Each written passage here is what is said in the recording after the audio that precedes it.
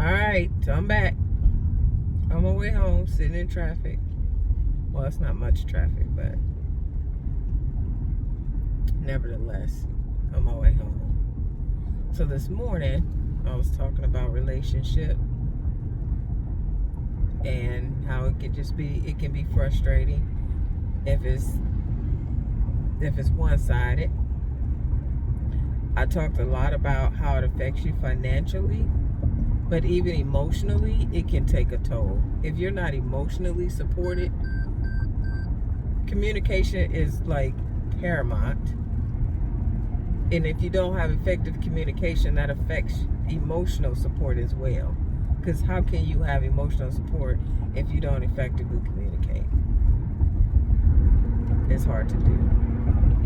And you can make up every excuse in the book why somebody's not opening up, why they seem like they might be going through a midlife crisis. They might be, there's a number of things that could be going on. They could have suffered a lot of losses. They could be suffering from an illness. There's so many different things that could be going on. And it's unfortunate. But at the end of the day, you have to make choices for yourself. I mean, if you're drowning, if you're trying to help somebody not drown, because you're trying to help them not die, but then they pulling you down, do you both die or do you save yourself? Therein lies our question.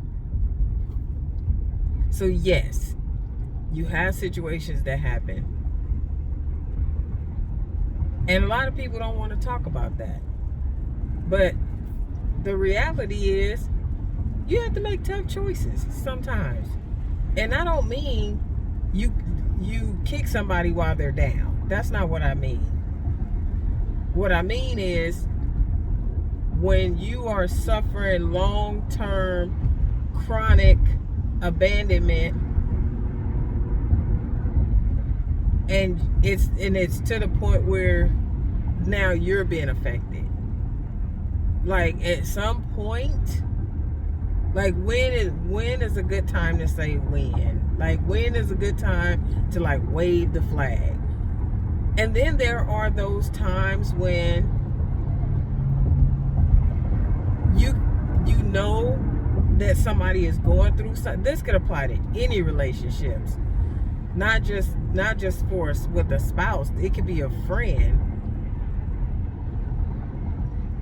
Sometimes you don't know if they're using their experience, their unfortunate experience, as a crutch, or if they genuinely, because there's a difference when you are like, you're genuinely handicapped by a situation and using that situation as a crutch.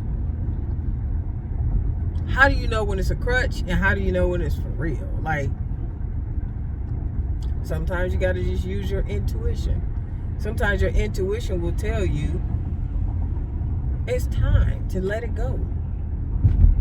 And a lot of times we get so conditioned to suppressing our intuitions that we wind up going through stuff that we shouldn't be going through for way too long.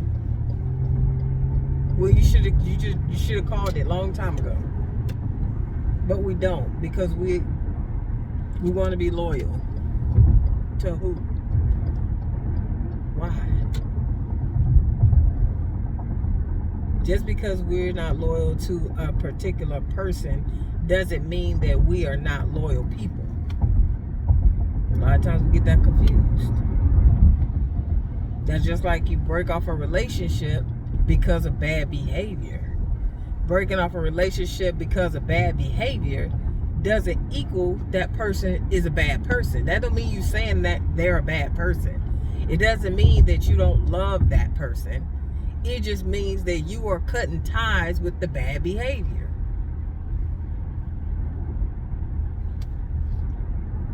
Sometimes you have to make tough choices. I learned that at a very young age, that tough choices are very necessary, because if you don't, you will find yourself in a situation, and then you become the victim, and then you become the person blaming this person and that person in this situation and that situation for the situation that you're in, when at the end of the day, it is your responsibility, it is my responsibility to make decisions that will ultimately work in our favor. And that's not coming from a selfish perspective, but coming from a self-care perspective. You have to care enough to be able to make wise decisions.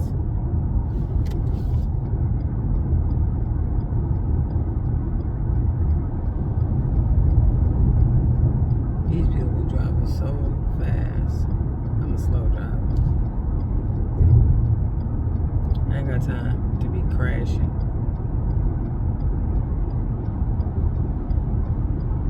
Not this one right here. If I can help it, I won't be crashing my beautiful car.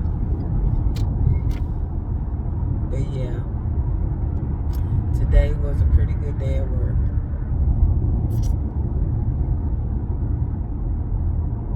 I'm really wanting to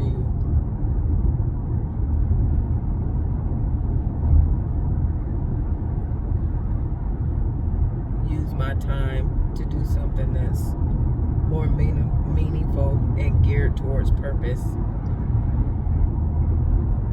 I think that's why a lot of people, even though you may be getting paid well, but a lot of people are at work and it's like a spirit of misery at work. And I think it's because you feel better when you feel a sense of purpose in what you're doing. Like, my background is in women empowerment and leadership. When I am doing those things, which is basically helping people, I feel so much better. I feel like a sense of pride. Like, I feel like I'm doing what I'm supposed to be doing. Like, I'm doing my part. Work feels more like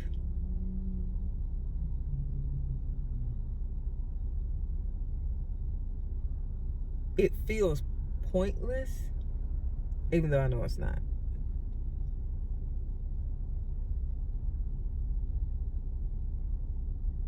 It's just something wrong with it. It's just something. I know it is necessary. I am clear that it is necessary. Like, I am the total advocate for working hard. Like I'm that person. I'm not afraid of hard work. I will go home and paint my house. Like I'm that chick, okay? I will cut the grass. Like, I will work. I will work 2 jobs. I will wash my car. Like, I'm her. But as far as having a sense of fulfillment, it doesn't come from work. It doesn't come from your typical job. Not for me, anyway. And I notice it in people. I know that there's like a general, like, undertone. Like, there's a general feel when you at a lot of place of employment, that most of the time people are not like thrilled to be there. It's like, oh, hump day. Oh, Friday. Thank God it's Friday. Oh, the weekend went too fast. We back at Monday. Like, what about it's like, you excited to get up and go to wherever you're going for the day, for 8 hours of that day. When you do planning and prep and all of that, just probably, I would say, if you have a full-time job, That's probably like a good 12 hours out of your day that you dedicate to that particular organization, company, whatever you want to call it. It's about a good 12 hours a day. That's a lot to just go through the motions and not feel a sense of satisfaction or fulfillment when you're done. It's a lot.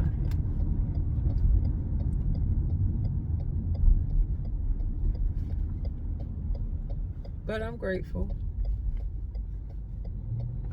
I am grateful. And these videos will help me to track my progress and see how this goes. See how it goes.